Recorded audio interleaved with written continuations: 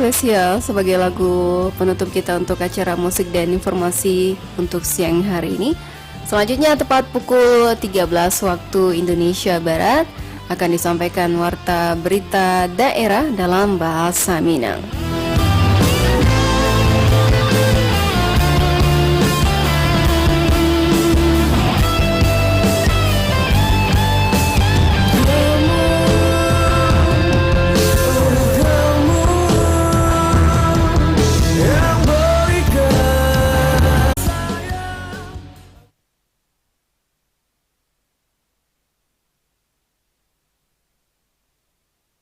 Bukit Tinggi 97,2 FM, kanal informasi dan inspirasi.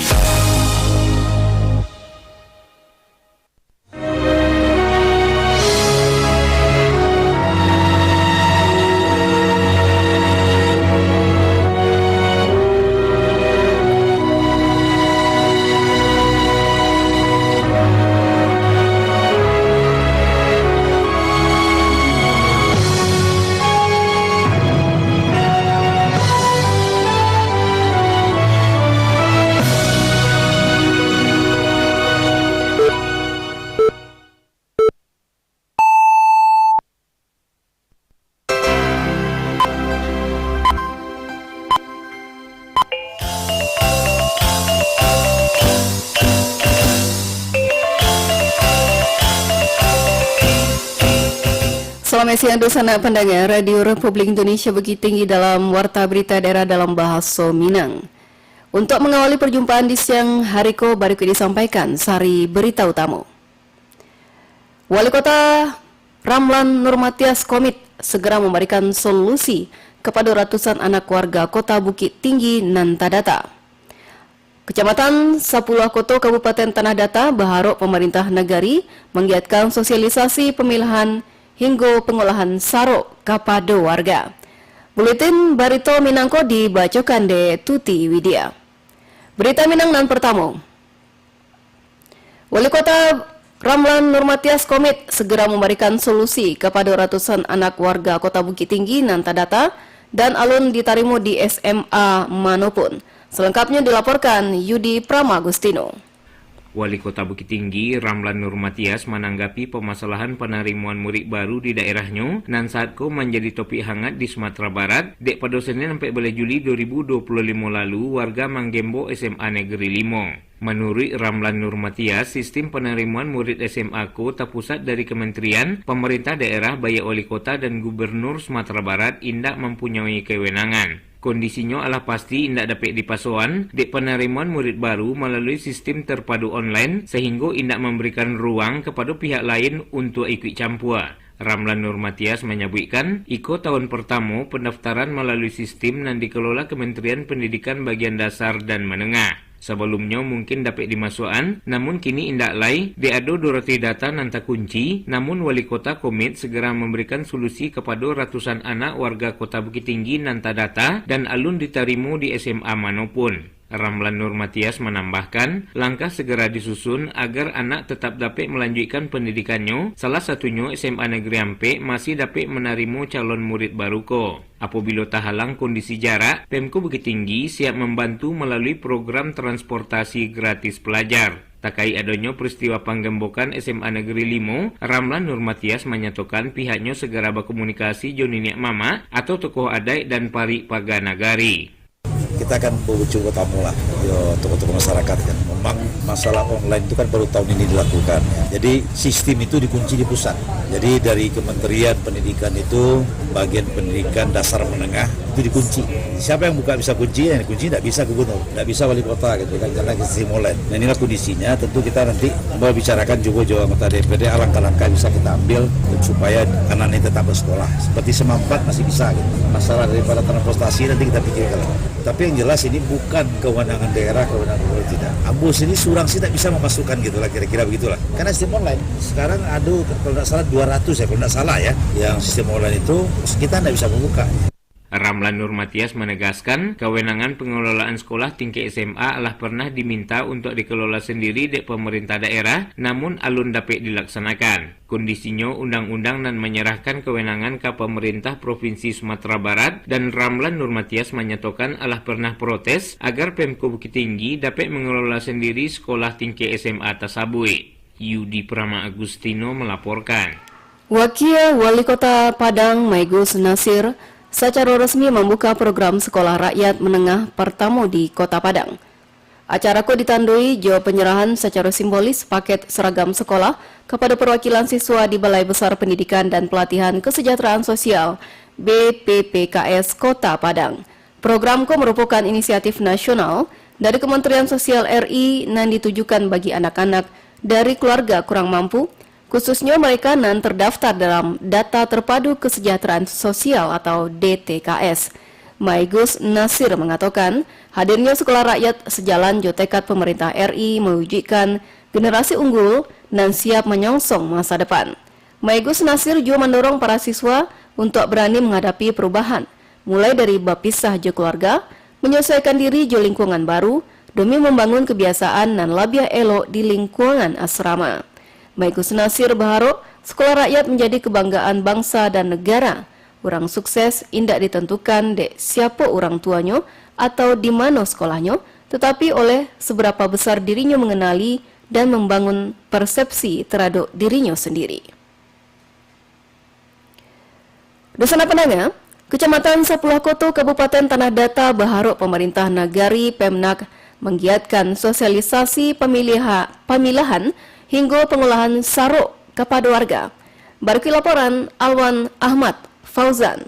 Pemerintah Kabupaten Pemkab Tanah Datar melalui Kecamatan Sapuluh Koto mendorong pemerintah Nagari di bawah koordinasi wilayah turut mensukseskan program Gerakan Tanah Datar Barasyah. Camat Sapuluh Koto Muhammad Yahya Suryadi Putra Kapado RRI menerangkan sebagai bentuk kepedulian jo tanggung jawab terhadap lingkungan hidup. Pihaknya ingin sambilan Nagari jo turut menggencarkan program sosialisasi terhadap informasi perihal pentingnya pengelolaan sarok dan sesuai dengan kategori organik jo non-organik agar diterapkan di masing-masing wilayah. Masalah sampah itu kan sebenarnya masalah mindset ya. Bagaimana kita mengedukasi masyarakat untuk pertama itu tidak buang sampah sembarangan. Memang itu jadi PR yang cukup besar, bagaimana mengedukasi masyarakat supaya tidak buang sampah sembarangan. Dengan penguatan pemahaman terhadap pengolahan sarok kepada masyarakat Nagari, dikatakan Camat Sapuluh Koto, masyarakat Nagari dapat membiasakan diri dengan indah hanya membuang sarok pada tempatnya, namun mengetahui cara pengolahan sarok dan sesuai dengan aturan perundang-undangan yang berlaku kiniko. Dan terus bagaimana masyarakat ini bisa mengerti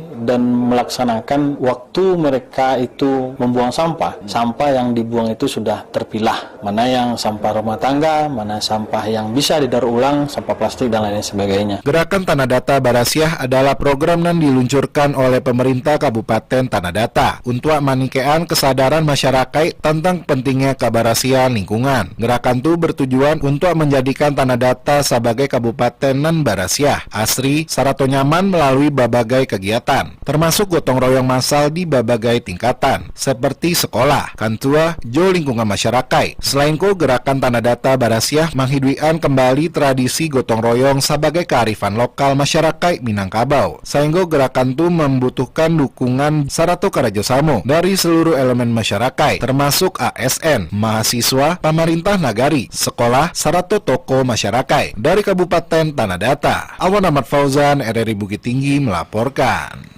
Balai Konservasi Sumber Daya Alam BKSDA Sumatera Barat meningkatkan pengawasan perdagangan satwa dilindungi melalui media sosial setelah maraknya perdagangan melalui dunia maya tersebut.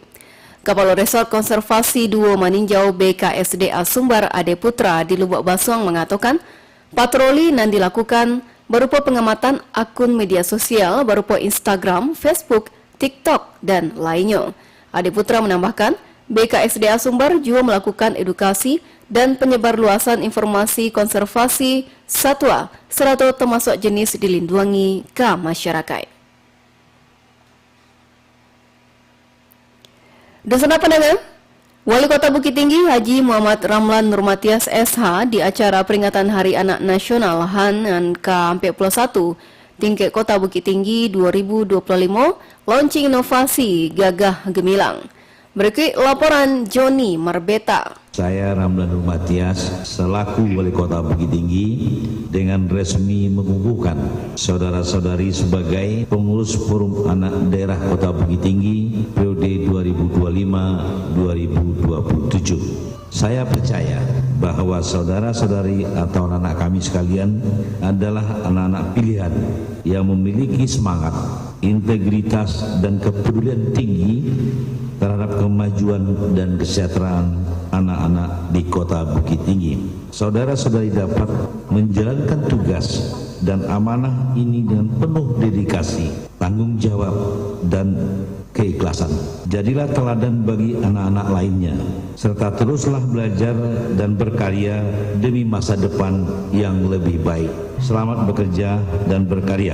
Bukit Tinggi 16 Juli 2025, Wali Kota Bukit Tinggi. Pengukuhan Forum Anak Kota Bukit Tinggi 2025 berjumlah 40 orang serta di launching inovasi gagah gemilang menandui momentum peringatan rangkaian Hari Anak Nasional ke-41 tingkat Kota Bukit Tinggi 2025 berlangsung di kediaman Rumah Dinas Wali Kota Bukit Tinggi di Jalan Perwira Belakang Balok, dibuka Dek Wali Kota Bukit Tinggi Haji Muhammad Ramlan Nurmatias SH didampingi Kepala DP3 APPKB Nauli Handayani SKM MM. Peringatan Hari Anak Nasional ke-41 tingkat Kota Bukit Tinggi 2025 dihadiri 245 orang peserta dari SMP dan SLTA sederajat se-Kota Bukit Tinggi menekankan kesadaran pemenuhan dan hak anak sebagian pembentukan manusia seutuhnya, apalagi kiniko masih tingginya terjadinya kasus bullying dan kekerasan terjadi pada anak di Kota Jam Gadang. Keberadaan Duta Anak Kota Bukit Tinggi nan telah dikukuhkan bisa menjadi pelopor dan pelapor proses perlindungan anak di Kota Bukit Tinggi serta mendukung win-win Kementerian Perlindungan Anak dan Perempuan Republik Indonesia. Wali Kota Bukit Tinggi Haji Muhammad Ramlan Nurmatias SH sampaian bagaimana anak-anak awak terpelihara tadi dia bisa menghasilkan anak-anak terbaik bagi Kota Bukit Tinggi menjadi sebuah kota layak anak. Untuk mewujudkan kasadonyo ditantuan sejumlah faktor baik sekolah ramah anak, kesehatan plus layanan anak, sampai bermain layak anak dan lain sebagainya. Termasuk juga bagaimana interaksi orang tua, nenek, jo anak-anak di perlaluan taman-taman dan juga memperhatian memberikan ruang indak merokok. Tentu atas nama pemerintah mengucapkan selamat kepada anak-anak Kota Bukit Tinggi dalam rangka peringatan Hari Anak Indonesia. Bagaimana anak kita ini terpelihara, terdidik, menghasilkan anak-anak yang terbaik untuk Bukit Tinggi. Ini masih terhadap pelecehan terhadap anak-anak masih kita temukan. Bagaimana Bukit Tinggi itu harus menjadi sebuah kota layak anak. Nah, menjadi sebuah kota layak anak itu ada beberapa macam yang harus kita perhatikan, baik di bidang sekolah layak anak, bidang kesehatan puskesmas layak anak, tempat bermain layak anak, dan macam-macam. Dan bagaimana tempat interaksi daripada orang tua, nenek dengan anak-anak, juga perlu taman-taman kita di Bukit Tinggi. Tadi saya dengar ada juga masalah meminta kepada pemerintah tidak memberikan ruang kepada anak untuk tidak merokok. Saya setuju sekali ini, ya. Saya setuju sekali, ya. Dalam rangka melindungi daripada anak Indonesia, anak kita ini dalam hal persoalan-persoalan tingkat kekerasan. Saya tidak merasa nyaman kalau sekolah tidak bersih, sangat tidak nyaman, terutama juga soal kebersihan. Ini penting, tidak ada sekolah yang tidak rapi dan tidak bersih. Di acara itu juga diserahkan pemenang Duta Anak Kota Bukit Tinggi tahun 2025 untuk kategori putra diraih Muhammad Atif Hermawan dengan skor 2.725, sedangkan pada kategori putri diraih Ilma Hadanatul Khaira dengan skor 2688. Sedangkan penghargaan Duta Anti Kekerasan diraih Teguh Kurniawan, juga di bagian Duta Talenta diberikan pada Revandi, serta penghargaan Duta Kesehatan ditempati Jihan Bening, dan terakhir di bagian Duta Literasi diraih Nabila Nashila Sandi. Joni Marbeta mengabar untuk berita Minang pada siang hari ko. Dua festival besar bakal digelar di Pusat Dokumentasi dan Informasi Kebudayaan Minangkabau PDIKM Padang Panjang pada 25 hingga 27 Juli 2025. Kedua event tersebut yaitu Festival Literasi 2025 yang dimulai pada Jumat 25 Juli dan Festival Pamenan Minangkabau 2025 pada Sabtu 26 Juli 2025. Asisten 3 Pemko Padang Panjang Martoni mengungkapkan bahwa ada dua kegiatan sekaligus, tentu segala persiapan dan yang dibutuhkan disiapkan dengan baik. Apa kekurangan Sagaro koordinasikan Jo OPD terkait. Martoni mengingatkan kegiatanku berlangsung dengan baik dan sukses, serta koordinasi dan persiapannya dimatangkan. Elok dari segi jalan, tenda, lokasi-lokasi pameran dan lomba seratu lainnya. Kesana pendengar, kopi Bukit Api dikenal sebagai salah satu komoditas unggulan Bukit Tinggi. Cita rasa khas jo kualitas bijinya membuat kopiko diminati, bahkan lah dipasarkan hingga luar provinsi. Berikut laporan Irsyad. Kopi Bukit Api menjadi salah satu komoditas unggulan dari kota Bukit Tinggi dan dikenal memiliki cita rasa khas jo aroma nan kue. Kopiko dibudidayakan di lereng perbukitan jo ketinggian antara 900 hingga 1.500 meter di atas permukaan laut dan bagian kualitas biji kopi unggulan dari berbagai daerah sekitar kota Bukit Tinggi. Sejak masa kolonial Belanda, daerah Bukit Tinggi lah dikenal sebagai salah satu penghasil kopi berkualitas dan diminati hingga ke mancanegara. Salah seorang pelaku usaha kopi Bukit Api, Wenti, menyebut bahwa usaha kopi yang dijalankannya di Kelurahan Bukit Api Puhun, Kecamatan Gugak Panjang, lah diwariskan secara turun-temurun dari neneknya. Wenti menyampaikan bahwa keaslian kopi Bukit Api tetap dipertahankan jo hanya menggunakan biji kopi murni tanpa campuran bahan lain. Pengusaha kopi itu menjaga cita rasa otentik sebagai ciri khas dan membedakan produk jo kopi lain di pasaran. Kopi yang saya produksi ini dia kopi original tanpa bahan tambahan apapun dan proses memasaknya pun masih memakai bulango. Dari ciri khasnya tuh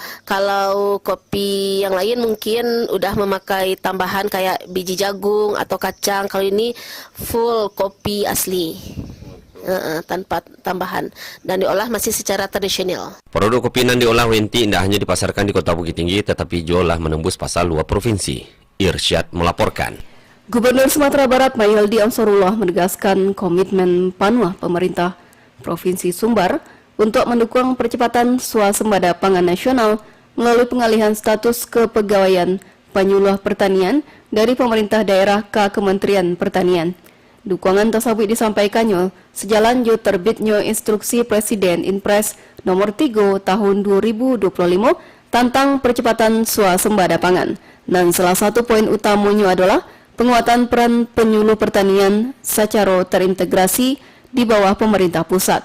Gubernur Mahyildi saat menjadi narasumber dalam Rakernas 2 Perhimpunan Penyuluh Pertanian Indonesia tahun 2025 di Palembang mengungkapkan kebijakan tersebut selaras jo program unggulan K2 RPJMD Sumbar 2025-2030 yaitu Gerak Cepat Sumbar Sejahtera dan menargetkan provinsi ko sebagai lumbung pangan nasional jo ekonomi berkelanjutan. Lebih lanjut, Mahyildi mengungkapkan bahwa kontribusi penyuluh pertanian Salamoko Allah menunjukkan dampak nyata dalam mendorong capaian target tanam di Sumatera Barat. Berita Minang dan terakhir, sebanyak 12 tim sepak bola dari instansi pemerintah daerah Kabupaten Kota Sumatera Barat ambil bagian dalam ajang turnamen Wali Kota Padang Panjang Cup U40 tahun 2025. Berikut laporan Nofri.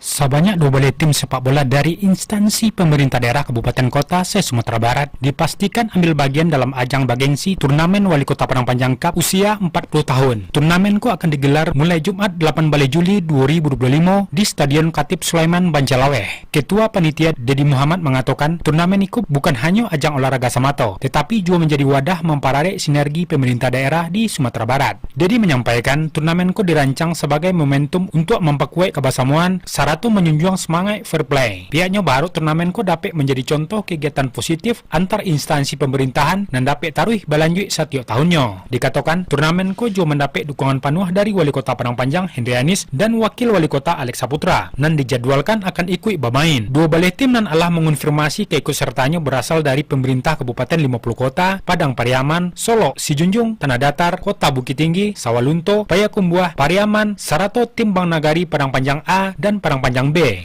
Tim yang akan mengikuti turnamen U40 Wali Kota Cup 3 Kota Padang Panjang terdiri dari 12 tim, 10 dari kabupaten kota di luar Kota Padang Panjang, 2 tim dari tim Padang Panjang sendiri, Pak. Pembukaannya rencana tanggal 18, Pak, 18 Juli ini, berakhirnya sekitar 20 kali pertandingan sampai final. Dedi Muhammad menambahkan, pertandingan akan berlangsung di format grup. Masing-masing grup terdiri dari 3 tim dan akan saling berhaduan untuk memperebutkan tiket ke babak selanjutnya. Nofri melaporkan.